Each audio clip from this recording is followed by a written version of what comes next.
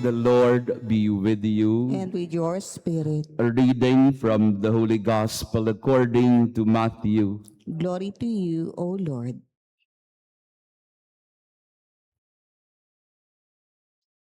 Jesus said, "Woe to you, scribes and Pharisees, you hypocrites!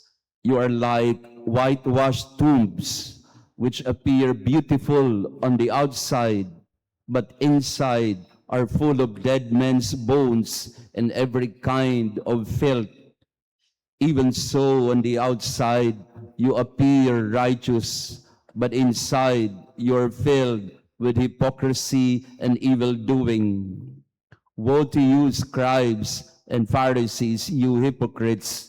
You build the tombs of the prophets and adorn the memorials of the righteous, and you say, if we had lived in the days of our ancestors, we would not have joined them in shedding the prophets' blood. Thus you bear witness against yourselves that you are the children of those who murdered the prophets. Now fill up what your ancestors measured out." The Gospel of the Lord. Praise to you, Lord Jesus Christ. Please be seated. Praise be Jesus Christ. Now and forever. Good morning, dear friends, mga kapatid. Pakibating ang good morning din ating mga kasama. Welcome po sa mga Paco Cooperative at ganun din sa ating mga online parishioners. Thank you for praying with us.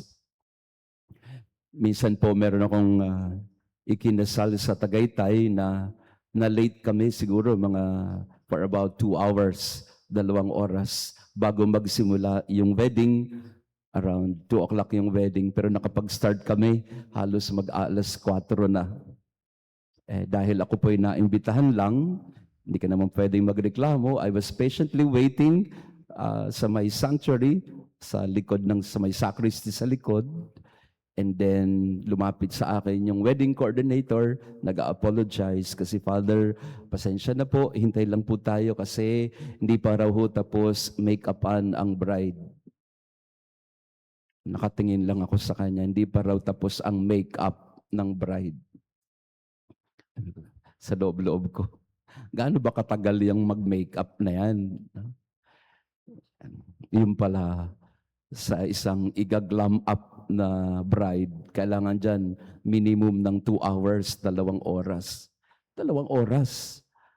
Ano bang pinaglalagay sa mukha ng bride para 2 oras? Ano bang ginagawa dyan? Nilalagyan ba ng plaster yan? In-explain naman sa akin ng hindi, Father, kasi talagang mabusisi po yung makeup artist. Kailangan daw po may 4 layers daw.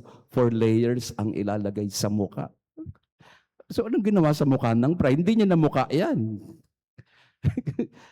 So yung pala yan, no? O sa inyo na mga kababaihan, alam nyo naman yung sinasabi ni Father. Ang dami kong nalaman tuloy, in-interview ko na yung so ano bang nilalagay dyan? Father, merong base yan, merong concealer yan. Dami-dami palang nilalagay dyan. Ipangit naman yung bride. Joke lang po, joke yung baka. Hindi po. Ang sinasabi natin ay madalas, ano bang importante dyan sa wedding? Yung mukha mo? O yung pag-ibig sa puso mo? Of course, tama naman din yon. Magpaganda ka para sa groom. Tama naman din yon. Di naman masama. We're saying na masamang magpaganda.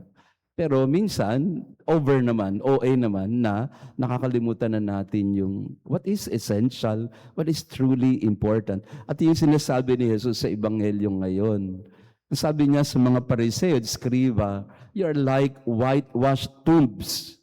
Maganda sa Tagalog yung whitewashed tombs Mga puntod na pininturahan, mga libingang hinilamusan. Pero puntod pa rin, libingan pa rin. Beautiful perhaps on the outside, but inside are dead bones, dead men's bones, and every kind of filth. Sinasabi niya na okay naman magpaganda, okay naman maglagay ng makeup, kung anong kolorete sa mukha, okay rin mag-lip tint, Yan, ano mga nilalagay sa mukha. Wala hong masama dyan. Pero sinasabi ni Jesus ay, wag lang yan, kapatid. Kailangan tingnan din natin yung kalooban. Kasi sa loob, doon mo makikita ang kalinisan o karumihan ng tao. So what if you are beautiful in the outside? At least people notice it. And many times, we live like that. We live for appearances. We live in this world of fantasy, presenting ourselves to people in the best way possible so that we can impress them, so that hangaan nila tayo, para parangalan nila tayo, bigyan nila tayo ng magagandang comment, uy, ang ganda-ganda mo ngayon. O kaya makita nila ang picture mo sa post mo sa Facebook, ay, ang ganda naman ng iyong picture. And we long for that. We desire it. We crave for it. We want people to tell us, alam mo, blooming ka ngayon. Alam mo, ganda mo ngayon.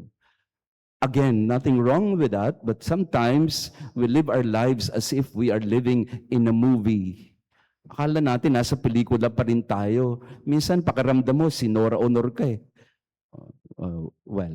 Patagal lang patay si Nora. Ang pakiramdam mo, si Susan Rosas ka eh. Matagal na rin pa patay. Kala mo, ikaw si Bea Alonso eh. No, parang yun ang pakiramdam mo sa buhay. Pero ngayon, pinapaalaala sa atin ng Panginoon na, kapatid, wag lang sa panlabas. Maybe you're dead inside, but you think you're alive, but actually there is no life inside you. There is no joy inside you. There's no excitement or hope in you because there's just sadness and disappointment. But maybe in the outside, you are alive, but deep within, you're dead. And that is dangerous. Mahirap yan. Kasi akala ng mga tao, buhay ka pa. Pero sa totoo, matagal ka nang humimlay. Praise be Jesus Christ. Now and forever.